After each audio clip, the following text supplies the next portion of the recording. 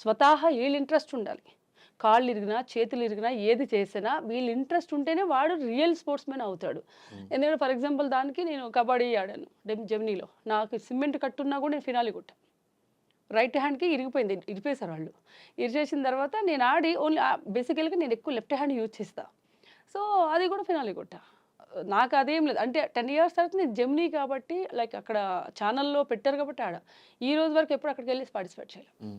కానీ ఎక్కడ ఓడిపోయాం అక్కడే గెలవాలంటారు కదా! ఎందుకు అంత షార్ట్ టర్మ్ డెసిషన్ అవసరం తీసుకొని లేదు. నాకు ఆడాను. కంప్లీట్‌గా 10 సంవత్సరాల కష్టాన్ని పక్కన పెట్టేశారు?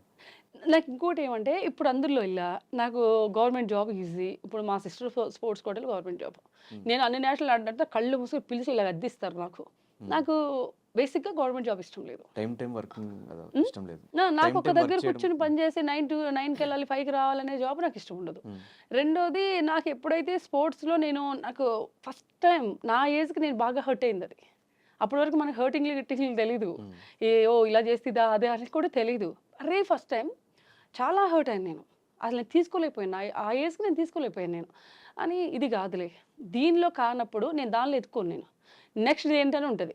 అప్పుడు నిఫ్ట్‌లో నేను ఫ్రీ సీట్ కొట్టాలని బాగా నేను నిఫ్ట్ అంతే. అల్టిమేట్ గోల్ ఈజ్ నిఫ్ట్‌లో నేను సీట్ కొట్టాలి. అది హైదరాబాద్‌లో చదవాలి హ్మ్. అని ఫుల్‌గా కాన్సంట్రేట్ చేశా. హ్మ్. చేశాను. దాన్ని ఆబ్వియస్‌లీ అది చదివాను. దాని తర్వాత నేను మాస్టర్స్‌కి బయటికెళ్ళాను. హ్మ్. సో, నిజంగా నేను స్పోర్ట్స్ అదే కంటిన్యూ చేస్తే ఐ రియల్లీ థాంక్స్ టు ఎక్కువ టైమ్‌లో నేను మేడమ్‌కి థాంక్స్ చెప్తా. బాలా మేడమ్‌కి. ఒకసారి నాకు కనిపించారు హైదరాబాద్‌లో. హ్మ్. "ఏంట్రా నువ్వు ఇక్కడున్నావు" అనంగానే ఇలా అంటే "I heard about you. You are in very good position" అని చెప్పేసి ఇలాగన్నారు. హ్మ్. అన్నారు. హ్మ్. "మీ ఊర్లోనే ఇక్కడున్నాను" అన్నా. హ్మ్. నిజంగా ఆ రోజు నన్ను తీయకపోతే అంటే ఇప్పుడు కూడా జగదీష్ యాదవ్ ఎల్‌బీ స్టేడియం దగ్గర ఉంటారు. ఆయన సెక్రటరీ తెలంగాణ. హ్మ్. వాళ్ళు నాకు ఆ నిర్ణయం వాళ్ళు తీసుకోలేకపోతే నేను అందులోనే ఉండేదాన్ని. హ్మ్. ఆళ్ళు ఆ నిర్ణయం తీసుకోబట్టి నేను బయటకొచ్చా. సో, దాన్ని నేను పాజిటివ్‌గానే తీసుకున్నా. ఈవెన్ స్పోర్ట్స్‌లో కూడా పాలిటిక్స్ ఉన్నాయి అయితే. అప్పుడే ఉన్నాయి. హ్మ్. ఇప్పుడు పాలిటిక్స్ వేరు. స్పోర్ట్స్‌లో ఎప్పుడో స్టార్ట్ అయ్యాయి. హ్మ్. ఇప్పుడు చాలా తక్కువ. అండ్ మీ ఫాదర్ కూడా ఇంటూ స్పోర్ట్సే హ్మ్. హ్మ్. హెల్త్‌కి హ్మ్. సంబంధించి డిపార్ట్‌మెంట్. హ్మ్. సో, ఆయనెప్పుడు రిస్ట్రిక్ట్ చేయలేదా? ఎందుకు స్పోర్ట్స్‌లో ఎళ్ళు లేదు. నేను మాట్లాడతా అవి ఇవి ఏమి అనలేదా? లేదు. ఇంకోటి నేను మామూలుగా టీవీ షోస్‌కి ఆడినప్పుడు నాకు ఇరిగినప్పుడు మాత్రం సజెస్టెడ్ బికాజ్ ఎందుకంటే ఆయన ఇదే కాబట్టి హ్మ్. అసలు వెళ్ళొద్దని చెప్పారు. వెళ్ళొద్దు అన్నప్పుడు కడప ఎళ్లి కనిపించేసి వస్తా. మళ్ళీ నేను ఓడిపోయాను. ఆ రోజు మ్యాచ్ ఓడిపోయాను నేను. అప్పటికి ఇరిగిపోయిన చెయ్యి నేను ఓడిపోయా. హ్మ్. ఫస్ట్ టైమ్ ఓడిపోయాను కదా! అందుకు రాలేదంటారు గ్రౌండ్స్‌కి. నా ఛానెల్‌కి వెళ్ళి ఒకసారి నా రిపోర్ట్స్ కూడా చూపించి నేను బ్యాక్‌కి వచ్చేస్తానని చెప్పేసి నేనెళ్ళా. అది టీజీఆర్ ఎవరిదో గ్రౌండ్స్ ఉన్నాయి. అక్కడెక్కడో ఉంటది హ్మ్. కదా! ఎల్బీ హ్మ్. నగర్‌లో. ఆ హ్మ్. గ్రౌండ్స్‌లో. అయిన తర్వాత నేను నిజంగా అదే చెప్దామనే వెళ్ళాను నేను. వెళ్ళి ఆయనకిష్టం లేదు. ఎందుకంటే హి నోస్ థట్ లైక్ ఇది ఇంజ్యూర్డ్ అయింది బాగానే. ఇది ఇప్పటికి కొంచెం సొట్ట ఉంటది. ఓకే. Right hand. ఇంజ్యూర్డ్ అయింది కదా! నేను నిజంగా అక్కడికెళ్ళేంత వరకు నేను ఆడతానని అనుకోలే. జస్ట్ నాకు చూపించాలి. రిపోర్ట్స్ కూడా తీసుకెళ్ళా. నమ్మరేమో నేను ఓడిపోయాను కాబట్టి ఏదో అబద్ధం చెప్తుంది అనుకుంటారు కదా! హ్మ్. అని రిపోర్ట్స్ తీసుకెళ్ళి సిమెంట్ కట్టు. 2 ఉంది. ఎళ్ళిన తర్వాత అప్పుడు వద్దని చెప్పారు అప్పుడే. హ్మ్. ఎందుకంటే ఇంజ్యూర్డ్ అయింది. మళ్ళీ రిస్క్ ఒద్దు. నువ్వస్సలు అక్కడికెళ్ళి మరి ఎందుకు ఆయనకి అనిపించిందో తెలీదు. నువ్వసలు ఎళ్ళొద్దు. ఎందుకు ఇప్పుడు అవసరం అంటే లేదు నేను కల్పించి వచ్చేస్తా అని ఎళ్ళా. హ్మ్. ఎళ్ళాను చూసా మ్యాచ్ స్టార్ట్ అవుతుంది. పాపం అందరూ ఔట్ అయిపోతున్నారు మా టీము. ఇగ నాకు అందులో ఒక ఝాన్సీ రాథోడ్ అని ఆ అమ్మాయి అంది. "శ్రీగారు మీరు ఆడొద్దు. మీరు గ్రౌండ్‌లో అక్కడ నిలబడితే మాకిక్కడ లేని ధైర్యం వచ్చేస్తది. మీరు నిలబడరా" వచ్చని బయటకొచ్చి ఔట్ అయింది. హ్మ్. ఔట్ అయ్యి వచ్చి రిక్వెస్ట్ చేసింది అమ్మాయి. అంటే నేను ఆడకుండా నేను నిలబడితే ఎలా ఉంటది ఝాన్సీ అంటే, "ఏం అక్కర్లేదండి. మీరు నిలబడితే మాకు ధైర్యం వచ్చేస్తది చాలు. హ్మ్. మేము ఆడతాం" అంది. అని ఇంక సరేలే అని చెప్పి ఓకే. అట్‌లీస్ట్ ఆ మోటివేషన్ ఇద్దామని నేను గ్రౌండ్‌లోకి దిగా. హ్మ్. దిగిన తర్వాత ఆడతాం కుదురు ఆడకుండా ఉంటావా? ఇక మళ్ళీ ఫినాలే కొట్టా. హ్మ్. ఆ రోజు. అప్పుడన్నారు నేను యాక్టింగ్ చేస్తున్నాను అది అన్నారు. అంతకు ముందే నేను డైరెక్టర్‌కి అందరికి ఈ యాంకరింగ్ చేసే చేతు వీళ్ళందరికీ చూపిచ్చాను నేను. ఆళ్ళు చూసారు కూడా విత్ రిపోర్ట్స్. హ్మ్. నాతో పాటు అపోజిట్ టీమ్ అమ్మాయి నాతో హాస్పిటల్‌కొచ్చింది అప్పుడు. నైట్‌లో అయింది హ్మ్. ఇంజ్యూర్ అయింది నాకు నైట్‌లో. హ్మ్. ఆళ్ళ అపోజిట్ టీమ్ అమ్మాయే నన్ను తీసుకెళ్ళింది. నేను అబద్ధం చెప్పిన అబద్ధం చెప్పదు కదా! హ్మ్. అన్నప్పుడు ఆళ్ళ లేదు నాకు అబద్ధం చెప్పాల్సిన అవసరం లేదని బట్ ఫైనల్లీ అది కూడా విన్ అయ్యాం. హ్మ్. ఆ 3 మ్యాచ్‌లు ఏముంటే ఆడేసా. ఓకే. చైతు మీకు అప్పటి నుంచే తెలుసు. ఆ! చైతు నాకు అప్పుడు పెద్ద ఫ్యాన్ చైతు, కాజల్. అంటే ఎక్కువ పిలిసేవాళ్ళు రేసుగుర్రం అని పిలిసి ఆళ్ళే. నేను చైతుకే చేపిచ్చా. చైతు అండ్ కాజల్ ఉంది. అయ్యయ్యో! ఇప్పుడు నువ్వు ఆడకపోతే ఎలాగా? అయ్యో! పెద్ద ఇంజ్యూరీ అయిందని ఇలా చూసుకున్నారనమాట ఇద్దరు. ఆ ఎక్స్‌లు అన్నీ ఉంటాయి కదా! అప్పుడు చైతు అన్నాడు, "లేదు తను అబద్ధం చెప్పట్లేదు. రిపోర్ట్స్ నేను చూసానని" చెప్పి అన్నారు. అంటే ఒక ఆర్టిస్ట్ ఎవరో ఉంది. చెయ్యి ఇరిగింది అమ్మాయి ఎలాగా ఆడుతదా అని. యాక్చువల్లీ నేను ఎక్కువ చేతిని యూజ్ చేయను రైట్ హ్యాండ్‌ని. ఎక్కువ లెఫ్ట్ హ్యాండ్ యూజ్ చేస్తాను. అండ్ లెగ్‌తో ఎక్కువ ఆడతా. బేసిక్‌గా ఏమంటే ఒక్కసారి స్పోర్ట్స్ అంత దూరం వెళ్ళొచ్చినోళ్ళు బ్రెయిన్‌తో గేమ్ ఆడేస్తారు. సింపుల్ అది. అదే కదా కెప్టెన్సీ అంటే. కెప్టెన్సీ అంటే ఏంటి? బ్రెయిన్‌తో ఆడించగలగాలి. మనం ఇంజ్యూర్డ్ అయినా కూడా మనం ఆడుతున్నట్టు చుట్టూ ఉన్న ప్లేయర్స్ తోటి ఆడించాలి. That is called captaincy. So దాని తర్వాత ఫ్యాషన్ డిజైనింగ్ వైపు వచ్చేసారు. ఆల్మోస్ట్ 50+ సినిమాలు చేశారు. అందులో అల్లు అర్జున్ గారు లాంటి స్టార్స్‌తో సినిమాలు వర్క్ చేస్తున్నారు. చేశా. దాన్ని కూడా ఎందుకు ఒక రేంజ్‌కి తీసుకెళ్ళకపోయారు మీరు? లేదు నా డిజైనింగ్‌లో నేను బాగా ఉండే పీక్. హ్మ్. నేను కాలేజ్‌లోనే స్టార్ట్ చేశాను. నేను కాలేజ్ చదువుతూ 5, 6 సినిమాలు నా చేతిలో ఉంటాయండి. అంతకన్నా పీక్ ఏం వెళ్తామండి. నేను కాలేజ్ చదువుకుంటూ 5, 6 సినిమాలు చేసేదాన్ని. అంటే మేబీ పబ్లిసిటీ నేనెప్పుడు చేయలేదు. ఇప్పుడు నేను ఒక ఒక ఇప్పుడుంది ఇన్‌స్టా, ఫేస్‌బుక్. అప్పుడు కూడా ఫేస్‌బుక్ ఉంది. నేను పొద్దున్న లెగాలి, ఫోటో పెట్టాలనేది నాకుండదు. ఈ రోజుకి ఉండదు. మీరు నా ఇన్‌స్టా చూడండి, ఫేస్‌బుక్ చూడండి. ప్రతి డే నేనేదో వాంటెడ్‌లీ పెట్టాలనేది నాదుండదు. నాకు అసల మైండు ఉండదు. నేను పెట్టను కూడా అది. మనం ఇప్పుడు ఏది రియాలిటీ ఉంది, ఏది నిజం ఉంది, దాన్ని ఆ మూమెంట్ నేను చేసుకుంటా.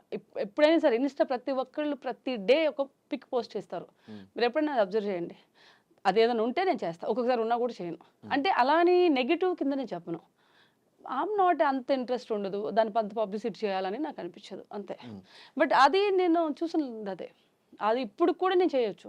నేను సినిమా చేస్తానంటే ఇప్పుడు నాకు ఇచ్చేవాళ్ళు కూడా చాలా మంది ఉన్నారు డిజైనింగ్. సో దాన్ని కూడా వదిలేసారు. వదలలేదు. నేను నా స్టూడియో మెయింటైన్ చేస్తున్నాను గదా! అంటే అది టోటల్లీ క్రియేటివ్ జాబ్ అబ్బా! అంత ఈజీగా 2 పెట్టలేను. ఇప్పుడు నేను యాక్టింగ్ అని చెన్నైకెళ్తున్నాను. నేను ఒక సినిమా తీసుకున్నప్పుడు టక్కున ఒక డ్రెస్ ప్రాబ్లమ్ వస్తుందంటే నేను ఆన్ లొకేషన్ ఎళ్ళాలి. ఒకవేళ నేను ఎళ్ళలేదంటే నా ఇప్పుడున్న పేరు పోతది గదా! ఇప్పటి వరకు నాకు ఏ డైరెక్టర్ అయినా సరే, శ్రీ కాస్ట్యూమ్ చూసుకుంటే ఆ కాస్ట్యూమ్ అనే డిపార్ట్మెంట్‌ని మర్చిపోతారాళ్ళు. నాకున్న పేరది. ఏ రోజు నా వల్ల ఇది పాడైంది లేదా ఈరోజు షూట్ 1 అవర్ లేట్ అయిందనేది కూడా లేదు. I got very good name about designer. అలా ఒక బడ్జెట్‌లో చేస్తది. బడ్జెట్ ఇస్తే క్రాస్ చేయదు. అండ్ తనుంటే అసలు ఏ డైరెక్టర్ నేను సినిమా డిజైనింగ్ చేస్తే డైరెక్టర్ కాస్ట్యూమ్ దగ్గరికి రారు. అంత బాగా ఇచ్చిన వర్క్‌ని నేను ఇప్పుడు హాఫ్‌గా చేయకూడదు. అవునా కదా! అంతే తప్ప నాకేదేం లేదు. ఒకవేళ ఏది లేదనుకో నేను సినిమాలు చేసుకుంటా. నేను మధ్యలో కూడా చేశాను. ఒక 2, 3 సినిమాలు ఫ్రెండ్స్‌యి ఉంటే కూడా నేను చేశా. So what is the best film మీకు బాగా డిజైనింగ్ చేసిన బాగా చందమామ. చందమామ ఫిల్మ్. రీజన్? ఎందుకంటే హాఫ్ సారీస్‌కి అప్పటిదాకా ప్లెయిన్ ఏశారు. ఆ టైంలోనే వర్క్ అనేది క్రియేట్ చేశాను. ఇప్పటికి అది నడుస్తుంది. I created my self. Kajal గారికి ఇప్పటి నుంచి ఇప్పటివరకు ఉన్న పేరు కూడా అదే, చందమామ కాజల్. నాకిష్టమైన వర్క్ అది. అంటే నాకు దేశముదురు ఫస్ట్ అవకాశం నాకు.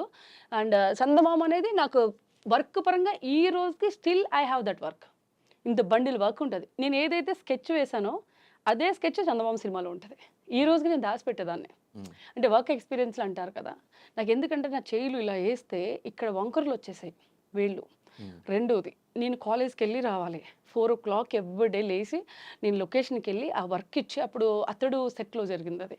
ఆ వర్క్ ఇచ్చేసి మళ్ళీ నేను కాలేజ్‌కెళ్ళి మళ్ళీ ఈవినింగ్ మళ్ళీ కాస్ట్యూమ్ పని. ఎంత వర్క్ అంటే నేను ఆ సినిమాకి నేర్చుకున్నంతగా ఆ సినిమాకి నేను ఇలాగ అయిపోయాను ఆ సినిమాకి. నిద్ర సరిపోయేది కాదు. నాకు కాలేజ్ వర్క్ కూడా ఉంటుంది కదా! మెయిన్ నాది కాలేజ్. అది కూడా నేను కంప్లీట్ చేసుకోవాలి. అయిన తర్వాత అసల చాలా హార్డ్ వర్క్ చేశాను దానికి. అండ్ ఎంటర్టైన్మెంట్ విషయంకి వచ్చేసి సినిమాలు స్టార్ట్ చేయాలి అని థాట్ ఎందుకు వచ్చింది మీకు? ఏది? మూవీస్ మామూలుగా డిజైనింగా? డిజైనింగ్ టు మళ్ళీ కంప్లీట్ మూవీస్‌లో యాక్ట్ చేయాలి. యాక్టింగ్ నాకు థాట్ రాలేదు. యాక్చువల్‌గా నాకు ఇంట్రెస్ట్. యాక్టింగ్ అనేది ఇంట్రెస్ట్ ఉంది కానీ స్టార్టింగ్‌లో ఉండేది ఎలాగో డిజైనర్‌గా ఫుల్ బిజీ ఉన్నాం. నేను డిజైనింగ్ చేసేటప్పుడు ఏ క్షణం నేను ఖాళీ లేను. నేను ఫుడ్ కూడా తింటూ కార్‌లో బాక్స్ పెట్టుకొని తింటూ వెళ్ళేదాన్ని నేను. అంటే జనరల్ నేను లొకేషన్‌లో తినను ఎక్కువ ఫుడ్. నా ఫుడ్ నేను క్యారీ చేస్తా. అలాంటప్పుడు కార్ ఎక్కంగానే డ్రైవర్ ఉండేవాడు, నడుపుతా ఉండేవాడు, నేను తింటా వెళ్ళేదాన్ని. అంత టైం లేని టైం నేను చూసా డిజైనింగ్‌కి. అంటే ఫుడ్ తినే టైం కూడా నాకు ఉండేది కాదు. అండ్ రెండోది యాక్టింగ్ అనేది కోవిడ్ టైంలో అంతకుముందు ఉండేది కానీ నేను ఎప్పుడు పెద్ద ఎక్కువ ఫోకస్ పెట్టలేదబ్బా యాక్టింగ్ మీద. చేయాలంటే ఎవరన్నా అడిగితే ఒక క్యారెక్టర్ ఇస్తే చేసేవాడుగా నేను అన్ని సినిమాలు చేసేటప్పుడు. వాడెప్పుడు చేసేదాన్ని కాదు. కానీ తేజ గారు మాత్రం ఎవరన్నా డబ్బింగ్‌కి ఎవరైనా రాలేదనుకో నాతో డబ్బింగ్ చెప్పించేవాడు. ఎవరైనా జూనియర్ ఆర్టిస్టులు మిస్ అయ్యారో లేకపోతే ఇంకెవరైనా మిస్ అయ్యారనుకో వాళ్ళది చేపిచ్చేసేవాడు. అలా ఆయన మాత్రం బాగానే మూవీస్‌కి అవసరమైనప్పుడల్లా వాడేవాడు అనమాట. ఇది డబ్బింగ్ విషయంలో కానీ, ఏదన్నా సెలబ్రిటీ సీన్స్ ఉంటే మనకు కనిపించినవి ఉంటాయి కదా! వెనకవి. హ్మ్. అవి ఎందుకు 'నేనే రాజు నేనే మంత్రిలో' కాజల్ డూప్ అంతా నేను చేశా. అవునా? ఆమె చచ్చిపోయే సీన్‌ల దగ్గర నుంచి అన్నీ నేనే. ఆ కర్నూలు ఎండ్‌లో మొత్తం ఇక 7లో పడుకోమంటే అలాగే పడుకున్నా రాణా గారితో. హ్మ్. డూప్. ఆమె డేట్స్ ఏమో ఖాళీ లేవు అప్పుడు. హ్మ్. కాజల్ డూప్ అన్నీ నేను చేశా. 'నేనే రాజు నేనే మంత్రి' హ్మ్. బ్యాక్ అట్లా. షాట్స్, 7 అన్నీ, సీన్స్ మొత్తం. అన్నీ. హ్మ్. నేను అదెందుకంటే కర్నూలులో జరిగింది. హ్మ్. నాతో పాటు ఆర్టిస్టులు చాలా మంది ఉండే ఆ రోజు. ఎందుకంటే ఆమె రాలేదు. బట్ డూపే కదా! హ్మ్. కనిపించదు. ఎలాగో చచ్చిపోయినప్పుడు ఇది కప్పేస్తారు. Back shots, long shots easy కదా!